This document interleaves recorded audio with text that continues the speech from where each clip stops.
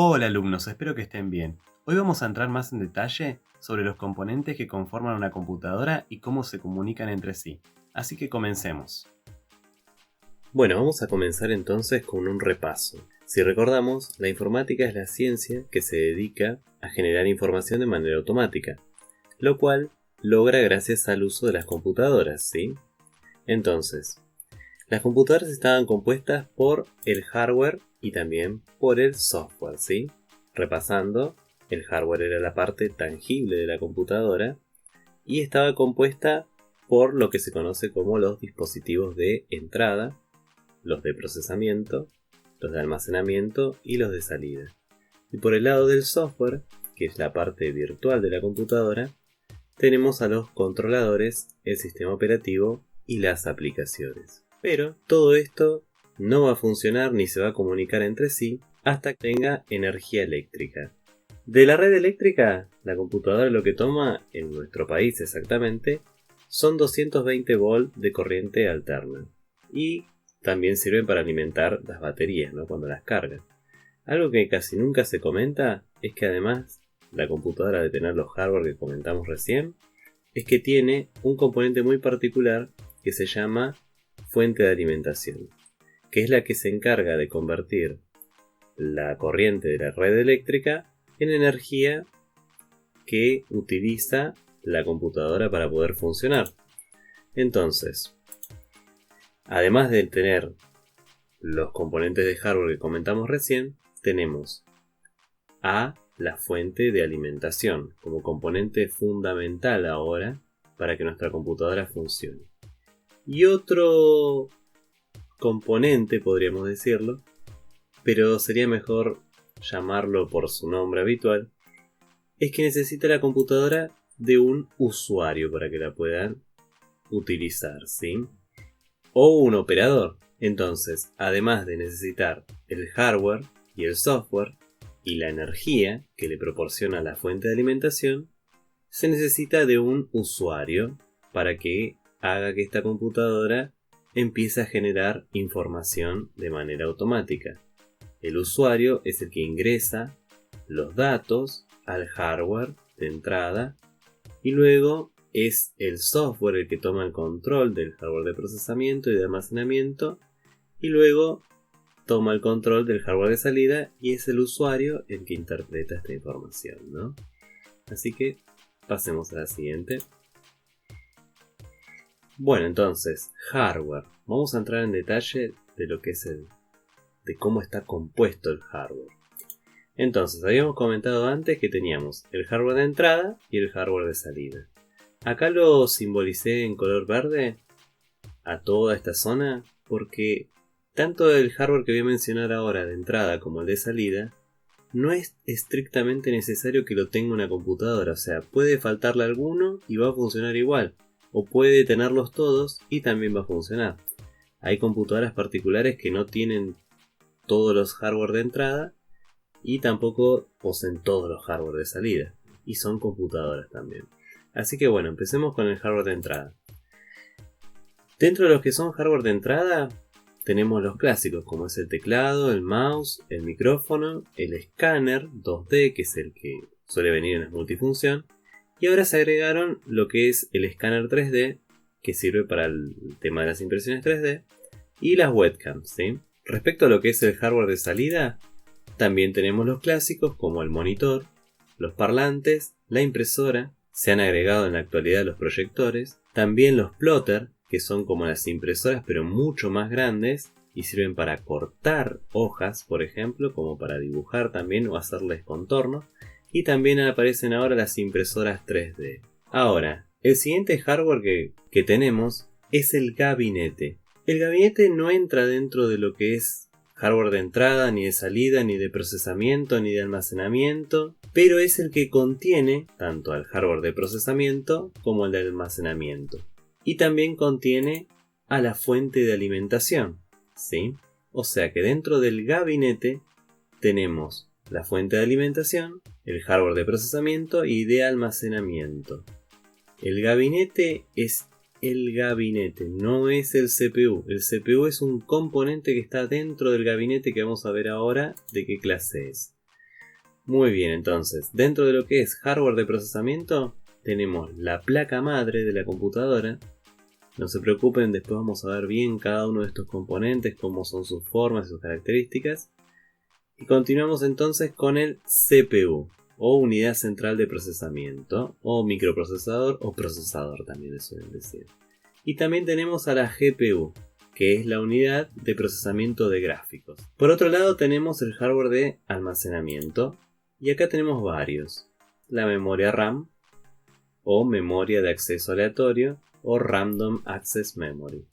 También tenemos a la memoria ROM, que es la memoria de solo lectura, o Read Only Memory. Esta se puede grabar una sola vez y suele venir grabada ya desde fábrica, suele estar en alguna parte de la placa madre. Después tenemos el disco rígido, o HD, o Hard Disk, también se lo suele mencionar así, que es un componente de almacenamiento híbrido, ya que es mecánico y electrónico. Después tenemos disco SSD, que significa disco de estado sólido o Solid State Disk, un tipo de almacenamiento totalmente electrónico que no pierde la información cuando se le quita la energía eléctrica. Y después tenemos las unidades de discos ópticos, que son las lectoras de CD o de DVD. Entonces, tenemos todos estos componentes que conforman lo que es la computadora, ¿sí? Todo esto a nivel hardware.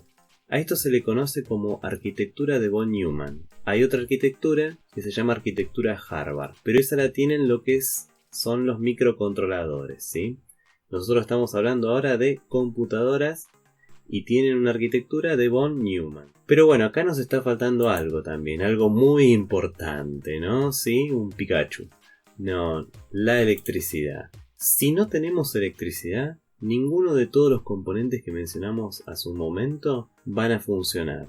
Amén de que también necesitan tener el software. Pero si no hay electricidad, el hardware de entrada no se comunica con lo que es el gabinete, con el hardware de procesamiento, ni de almacenamiento, ni de salida. Nada de eso sucede. Así que acá lo más importante para que todo esto empiece a comunicarse es la electricidad. Y para comunicarse con la electricidad, la computadora utiliza lo que se conoce como sistema binario. Bi viene de 2, ¿sí?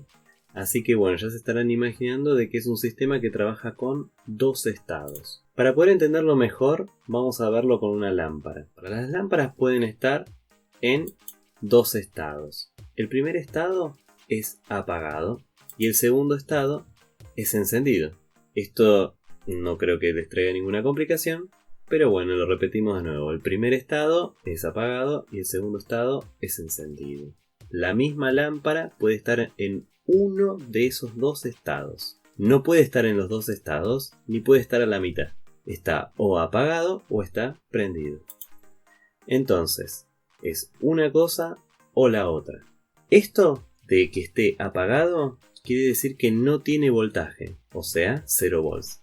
Y cuando está encendido, tiene voltaje, por ejemplo, 5 volts. Esto a nivel hardware, ¿sí?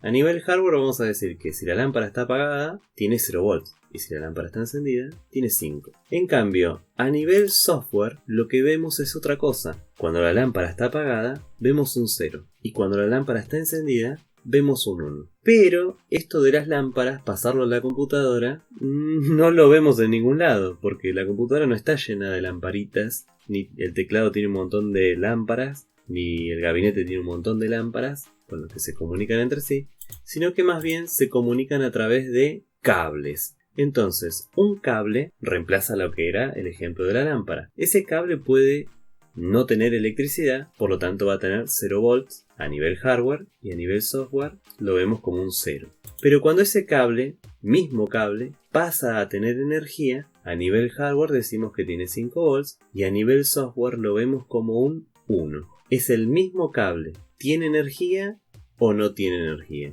Cuando tiene energía, a nivel software es un 1. Cuando no tiene energía, es un 0. ¿Sí? Por eso el tema del nombre binario. Un cable puede estar en 2 estados, pero no a la vez. Tiene que estar o en 0 o en 1. Entonces, ¿qué es esto de bit y byte? La forma en que se comunican los componentes de la computadora entre sí. Entonces, un cable dijimos que podía estar en 2 estados distintos, pero no a la vez. Es uno o el otro. Puede ser 0 o puede ser 1. Entonces a esto lo vamos a llamar combinaciones. Ese cable, que puede estar en uno de dos estados, se va a llamar bit, ¿sí? Y en este caso le vamos a dar un número. Por lo tanto, este cablecito se va a llamar bit 0, que va a ser la posición que va a ocupar en una ficha, por ejemplo, de conexión. El bit 0 tiene dos combinaciones, 0 o 1, que podría ser la A o podría ser la B, podríamos verlo así también, o podríamos verlo como un símbolo, podría ser el asterisco o podría ser el signo de pregunta. Ahora, si queremos pasarlo esto y decir, bueno, quiero transmitir por ese cablecito todas las letras del abecedario, no se puede, porque solamente soporta dos combinaciones, o sea, podríamos mandar solamente dos letras, o la A o la B. Para poder mandar más combinaciones, vamos a necesitar de otro cable. Ahí agregamos otro cable. Fíjense que ahora que agregamos otro cable, la cantidad de combinaciones que se pueden hacer con dos cables de ceros y unos, o de prendidos y apagados, pasan de 2, pasan ahora a ser 4 combinaciones. Y este nuevo cable se llama bit 1. Entonces, ahora tenemos 4 combinaciones con dos cables. Esto está genial porque ahora podremos representar con la primera combinación el 0, con la segunda combinación el 1, con la tercera combinación el 2 y con la cuarta combinación el 3. Pero esto no nos alcanza para representar a todos los números. Todos los números conocidos son en total 10, que son del 0 al 9. Entonces nos faltan todavía combinaciones. También, si quisiéramos representar a las letras del abecedario, no nos alcanza, porque son muchas más. Entonces vamos a agregar otro cable. Al agregar otro cablecito más, pasa a tener ese nuevo cable el nombre de bit 2. ¿Y ahora qué sucede? Mi cantidad de combinaciones se eleva a 8. Genial, todavía no me alcanza. Entonces tengo que agregar otro cablecito más. Ahora mi cantidad de combinaciones se eleva a 16. Este nuevo cable se llama bit 3 y ya me alcanza para representar a los números, que van del 0 al 9, y también algunas letras, pero no todas. Entonces voy a necesitar otro cablecito más. Ahora al agregar otro cable más, pasa a tener el nombre de bit 4 y mi cantidad de combinaciones pasan a ser 32. Ahora ya puedo representar lo que son los números, también una cierta cantidad de letras, pero recordemos una cosa, las letras pueden estar en mayúscula como también pueden estar en minúscula. Y no son lo único que usamos para escribir las letras, también usamos los símbolos. Y además, con los números hacemos operaciones matemáticas, o sea que necesitamos los símbolos matemáticos. Por lo tanto que necesito otro cablecito más. Con este nuevo cable, ahora mi cantidad de combinaciones se eleva a 64. Y este nuevo cable se va a llamar bit 5. Seguimos con el mismo problema, no nos alcanza para todo lo que comentamos recién. Encima acuérdense que también están las vocales con acento francés también, y también están las vocales con diálisis. Entonces necesito otro cable más. Agrego otro cable y ya tengo ahora 128 combinaciones posibles, ¿sí? Entre todos estos. O sea, poniendo ceros o 1 en cada uno de ellos, ya tengo 128 combinaciones posibles. Y a este nuevo cablecito lo voy a llamar bit 6. Pero ¿saben qué? No alcanza todavía. ¿Qué problema? Entonces se agregó otro cable más. Ese nuevo cable nos dio la cantidad de combinaciones de 256. Y ese nuevo cable se llama bit 7. Ahora sí alcanzaron la cantidad de combinaciones y además sobraron. En esas combinaciones que sobraron es donde se codificaron los comandos especiales de las computadoras. Por ejemplo, el comando Enter, que es algo que nosotros lo hacemos instintivamente cuando estamos escribiendo en una hoja, que es bajar de renglón cuando llegamos al final. Y otros más, como el escape también. A esta cantidad de bits que tenemos acá, para hacer estas 256 combinaciones distintas, que son en total de bits, son en total 8 bits. Pero sus nombres son el primero 0 y así sucesivamente hasta llegar al 7. A la combinación de 8 bits con T, ¿sí? Como está acá arriba, se le denominó en informática como byte, ¿sí? Con Y. Entonces, a la cantidad de 8 bits se le denomina como un byte. Entonces, a esas 256 combinaciones distintas que se pueden hacer con un byte o con 8 bits, se le llamó código ASCII. A-S-C-I-I. Entonces, ahí en ese código ASCII están codificados todos los comandos, todas las letras del abecedario en minúscula, en mayúscula, con acento, sin acento, con diálisis y los números. Y acá tenemos un teclado. ¿Por qué? Porque si bien el teclado no parece que tuviese 256 teclas, las tiene. Están hechas en combinaciones también.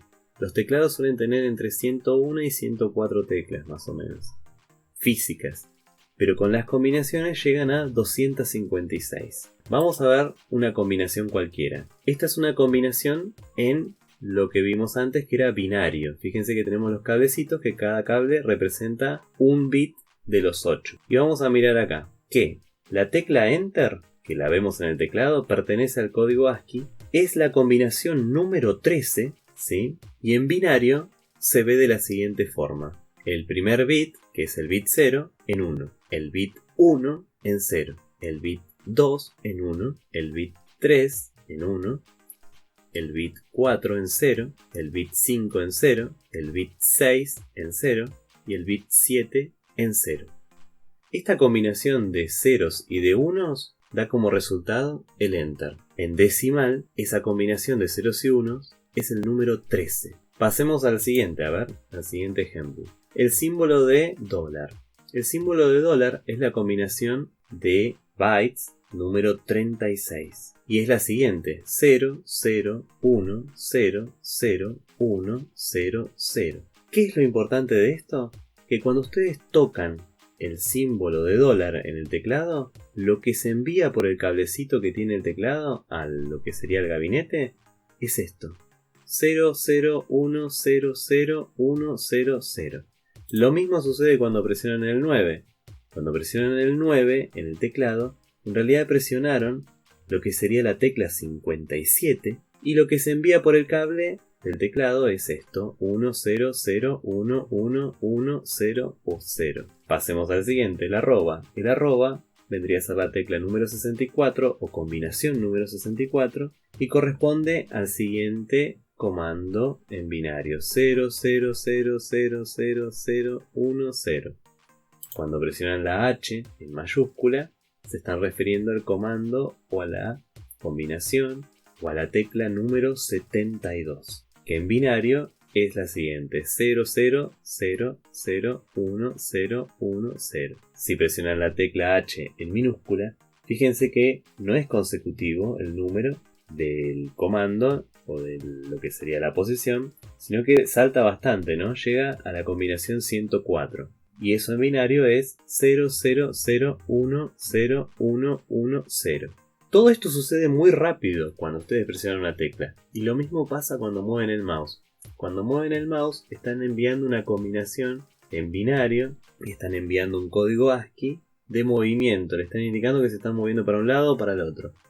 Sí, la verdad que habrán quedado así, ¿no? Con esta explicación de ceros y unos, 0, 0 y 1. Bueno, ahora van a ver algo más interesante. La tabla de código ASCII. Esta tabla que tenemos acá son todas las combinaciones desde el 0 hasta el 255, que me da un total de 256 combinaciones. Y si miramos acá, busquemos la H. A ver, acá está la H, que es el número 72, la combinación número 72. Sería la tecla número 72. Y también si buscamos ahora la H en minúscula, vamos a buscarla por acá, 104, acá está. Fíjense que ahí está. Y acá arriba tenemos una descripción que dice low ASCII. Eso quiere decir que son los comandos debajo de lo que sería el ASCII, que sería la mitad del código ASCII, ¿sí? Que sería que los que se pueden formar con hasta 4 bits. Con 8 bits se pueden formar todos estos de acá, ¿sí? Fíjense que los que están en la parte superior del código ASCII ya empiezan a hacer las vocales con acento francés, con diálisis, algunos simbolitos, ¿sí? Algunos dibujitos también. Tenemos también algunos símbolos matemáticos. Fíjense que está el símbolo de raíz, el símbolo de potencia. Pero bueno, esta sería la tabla ASCII. Yo no les voy a pedir que se memoricen esto, pero generalmente utilizamos alguno de estos comandos cuando anda mal algunas de las teclas del teclado. Por ejemplo, cuando no funciona la arroba, hacemos que aparezca la arroba de otra forma, apretando la tecla Alt, que la tecla Alt significa alternativa o alternate, y presionamos al mismo tiempo 6 y 4. Entonces, ¿qué es lo que hicimos? Que entre el teclado en modo alternativo, que el modo alternativo es el código ASCII, y al apretar 64 le decimos que elija el carácter 64 y lo muestra en pantalla. Bueno, pero entonces, ¿qué es un byte? Vamos a ver bien qué es esto de un byte. No un bit, un byte. Y ahora, no se sorprendan, porque esto seguramente ya lo sabían. Un byte es 8 bits. Perfecto, eso si ya lo sabían, genial. Pero además también un byte es un carácter de 256 caracteres posibles. Eso en programación se le conoce como una variable de tipo char. Ahora, también un byte es un número entero que va del 0 al 255. Eso es lo que ustedes conocen en programación como una variable del tipo entero. Puede guardar un número que va del 0 al 256. Solo un número, por ejemplo, 45, por ejemplo, 250. Pero también un byte puede ser un número entero que va del menos 127 al 127 positivo. A eso se lo conoce como un signed int. Por ejemplo, podríamos en un byte guardar un 0, podríamos guardar el menos 20, podríamos guardar el 10 o el 120. ¿Para qué nos sirve esto de guardar en un byte como signed int? Que serían números de negativos al positivo, por ejemplo, para guardar la temperatura. Habitualmente la temperatura, en nuestro país al menos, no baja de los 20 grados bajo cero, ni tampoco supera los 100 grados, por ahora, ¿no? ¿Para qué nos puede servir entonces un byte del tipo int? Por ejemplo, para guardar la edad de una persona. No va a tener edad negativa, ¿no? Y por ahora, no han superado más de los 110, 120 años. O sea que nos puede servir para guardar edades. Ahora, agárrense acá, porque también un byte es un tono de color de 256 colores posibles. Por ejemplo, si tomamos el color negro, el primer tono va a ser el 0. Y el número más grande, que va a ser el 255, va a ser el blanco. O sea, que el 127 va a ser un color gris. El color 50 va a ser una tonalidad del gris también. Ahora, si nosotros agarramos los tres colores básicos que tenemos para generar los demás, que son el rojo, el verde y el azul, y le aplicamos esta misma regla de lo que son los bytes, vamos a tener las combinaciones de todos los colores en 256 gamas distintas. Y así es como muestran las pantallas lo que es la imagen que vemos. Pero no nos quedemos ahí. Además, un byte puede guardar una intensidad de sonido de 256 posibles, o sea, una frecuencia de 256 posibles. Por lo tanto, por eso es que la computadora puede reproducir sonido. Ahora, vamos a ver entonces cómo es que utiliza este tema del sistema binario, código binario, la computadora y en especial el hardware, para poder comunicarse entre cada uno de los componentes. Tomemos primero entonces al mouse. El mouse, cuando lo movemos, genera datos. Esos datos están en binario, ¿sí? Fíjense que acá son varios paquetitos de 8 bits. Por lo tanto son 4 bytes que está enviando. Podría ser la posición en X, la posición en Y, y si se presionó un botón y si se movió la ruedita. Entonces el hardware de entrada, el mouse, manda ese paquetito al hardware de procesamiento. ¿Sí? O sea, pasa por el gabinete y llega a lo que es los componentes, que pueden ser la placa madre. ¿Y qué hace el hardware de procesamiento con esos datos? Se los envía a los controladores, o sea, ya se lo envía a lo que es el software. Y los controladores interpretan esos datos en binario y lo convierten en datos que puede entender el sistema operativo.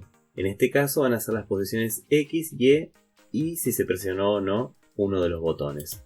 Entonces el controlador envía esta información ahora al sistema operativo y el sistema operativo lo deriva a la aplicación que esté en ese momento corriendo. La aplicación que está en ese momento corriendo podría ser un programita que tiene un texto y que en ese lugar exactamente donde le indicamos el clic era el botón guardar. Entonces la aplicación dice se presionó el botón guardar. Eso se lo informa al sistema operativo. Y el sistema operativo se lo informa a los controladores. Y los controladores traducen esto a información, o mejor dicho, datos que pueden entender los otros componentes de hardware. Y se lo envía al hardware de procesamiento. El hardware de procesamiento interpreta esto y dice, la persona presionó en el botón guardar. Entonces va y envía los datos estos al hardware de almacenamiento.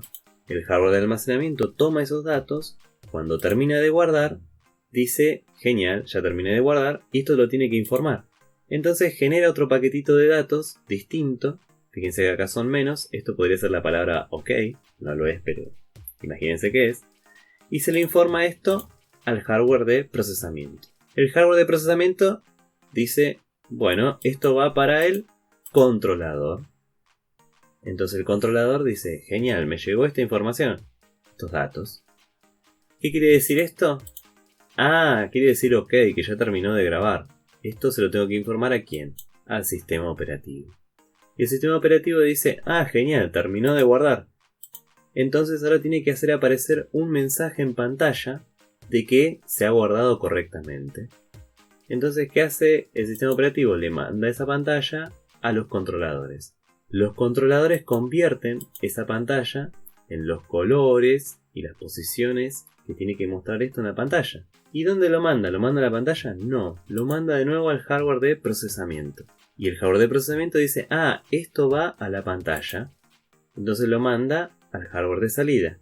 El hardware de salida traduce estos datos en binario, los traduce a colores y posiciones y lo hace aparecer en lo que es la pantalla. Bueno, ya ahora conocen cómo es que está compuesta una computadora y cómo se comunican estos componentes entre sí. Cualquier duda me pueden consultar por Edmodo. Les dejo la actividad sobre la clase pasada. ¡Nos vemos!